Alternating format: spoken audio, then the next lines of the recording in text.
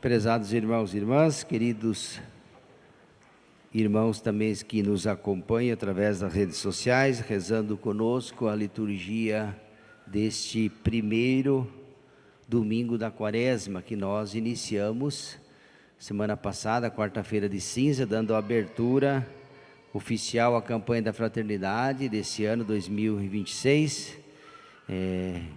a moradia, né? E também iniciando o período quaresmal, esse tempo que antecede e vai nos preparando para que nós possamos celebrar a Páscoa de nosso Senhor Jesus Cristo.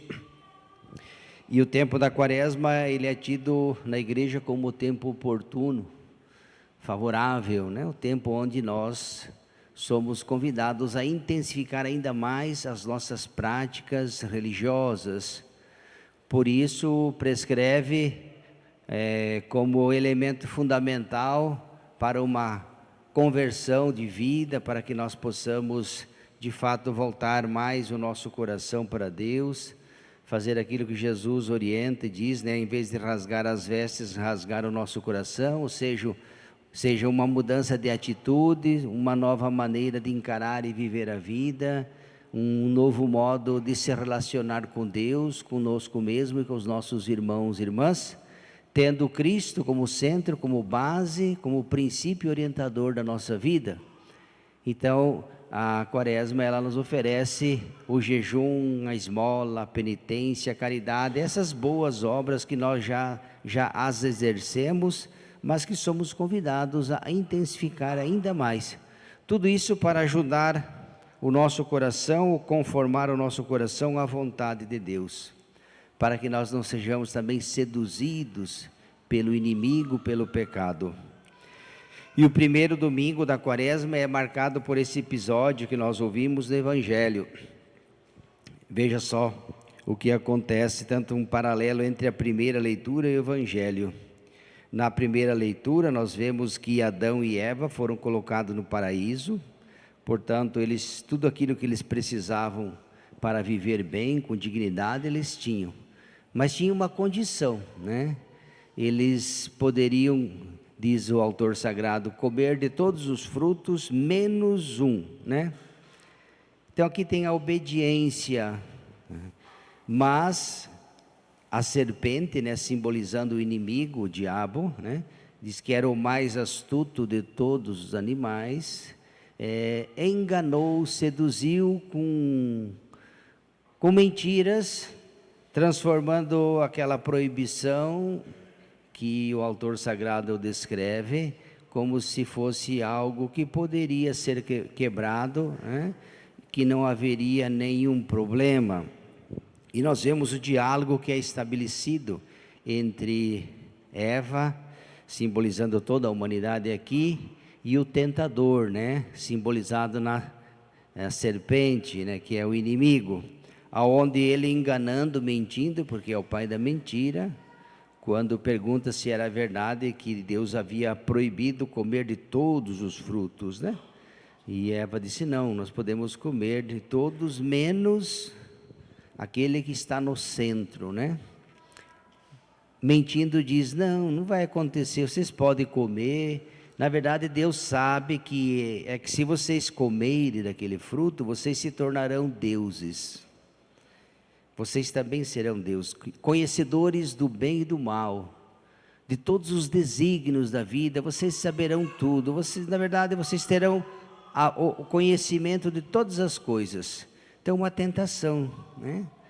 Tentação de de ser um Deus, uma deusa, né? De saber tudo, de antever até as coisas que vão acontecer.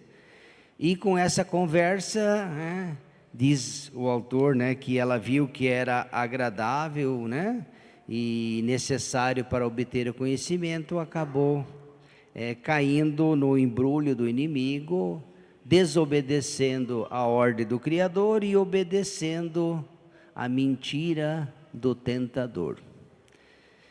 Já no Evangelho nós temos uma situação parecida, mas com um desfecho completamente diferente. Se na primeira leitura Eva se deixou seduzir porque deu ouvido, né, ao inimigo e levou seu companheiro também a pecar. No Evangelho nós vemos que Jesus está no deserto e ali permanece durante 40 dias e 40 noites sem comer, jejuando. E é claro que para quem está com tanto tempo sem alimento, a primeira tentação é a de comer, né? A pessoa que está muito tempo sem comer, ela tem fome. Tanto é que diz, depois de 40 dias, teve fome. E eis aqui, o demônio aproveita dessa situação. Veja como é astuto, né? Se ele tem fome, então vamos mandar transformar as pedras em pães, para que sacie a fome, né? E é a primeira tentação. O tentador se aproximou até Jesus e disse: se és o Filho de Deus, manda que estas pedras se tornem pães. Porém Jesus não cede, não dialoga com o inimigo. Jesus cita as Escrituras, né? Vai dizer: não só de pão vive o homem, mas de toda a palavra que sai da boca de Deus. Enquanto o diabo sugere para Jesus fazer um milagre, né, transformando pedra em pão, Jesus lembra ao demônio que não é só de pão que o homem precisa, mas ele também precisa se alimentar da palavra de Deus. Não contente, né, o demônio continua a sua tentação, leva para o mais alto do templo e lhe diz: lança-te daqui para baixo, porque está escrito, né? Aqui o demônio cita a Escritura, mas para provocar Jesus: Deus dará ordem aos seus anjos a teu respeito, eles te segurarão pelas mãos, para que não tropeces em nenhuma pedra, e não te aconteça nada de mal. Então, lança-te daqui para baixo. Jesus cita a Escritura também, né? Até o diabo conhece a Escritura, mas Jesus diz: não tenta. A Escritura também diz que não tentarás o Senhor teu Deus. Então ele contra-argumenta, né?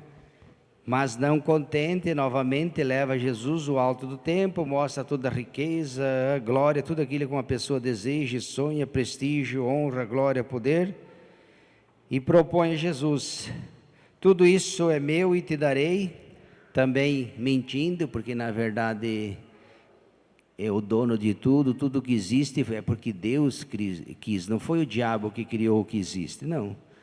Ele inclusive é uma criatura, foi um anjo decaído, movido pelo orgulho, pela prepotência, querendo ser maior que o Criador, né? Quando a criatura se rebela contra o seu Criador, querendo ser igual a ele ou até superior, pecado do orgulho, né?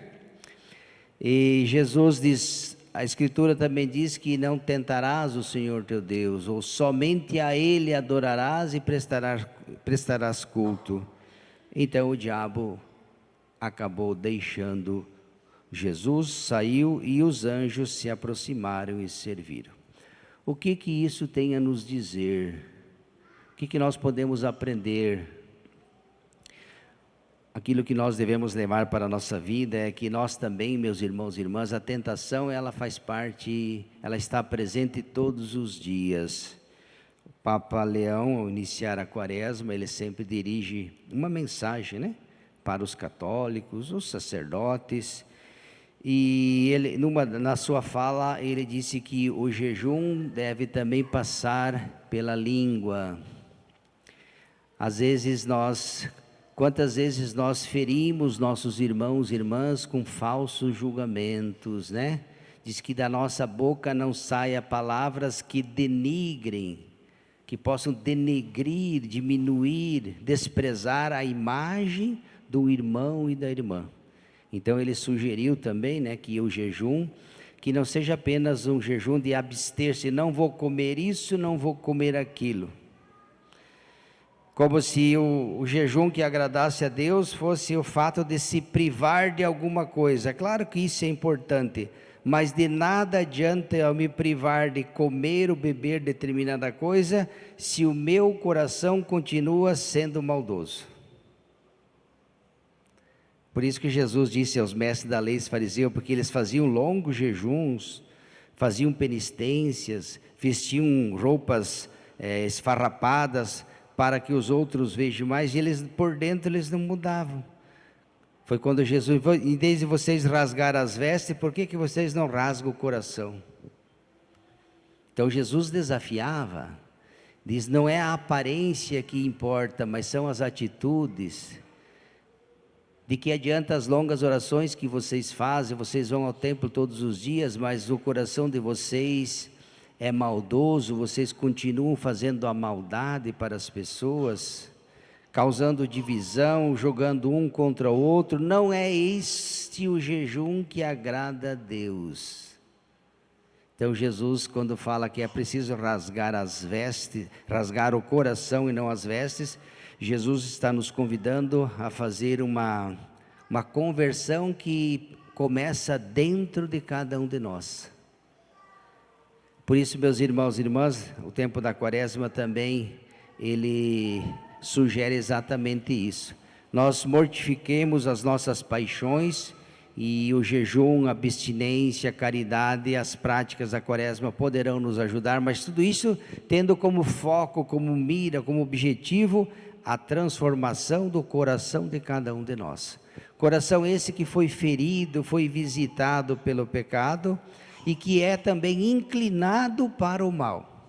Então é preciso educá-lo, reeducar o coração, porque se a gente não faz isso, as nossas paixões, os nossos vícios, são eles que irão comandar a nossa vida, né? E vão nos separando de Deus e dos irmãos.